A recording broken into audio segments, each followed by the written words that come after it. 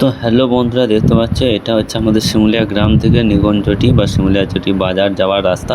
তো আমাদের এই রাস্তাতে প্রচুর টার্নিং পয়েন্ট আছে, আর সেই রাস্তার ধারে ধারে দেখো কত গাছ হয়েছে এবং তার সঙ্গে আগাছাও আছে। কত বড় বড় গাছ হয়ে গিয়েছে, যার ফলে ওই দিক থেকে কে আসছে সেটা বোঝা যাচ্ছে না, এবং যার ফলে বিপত্তিটা ঘটছে। অ্যাক্সিডেন্ট, ছোটোখাটো অ্যাক্সিডেন্ট, দুর্ঘটনা ঘটে যাচ্ছে। এইসব যে আগাছাগুলো দেখতে পাচ্ছ, এগুলো প্রচুর ক্ষতি করছে। ড্রাইভিং ক্ষেত্রে অতিরিক্ত সমস্যা হচ্ছে, প্রবলেম হচ্ছে। এই যে টার্নিংগুলো, একটার পর একটা টার্নিং আছে, কিন্তু ওই দিক থেকে কে আসছে সেটা দেখা যাচ্ছে না, শুধুমাত্র এই আগাছার জন্য।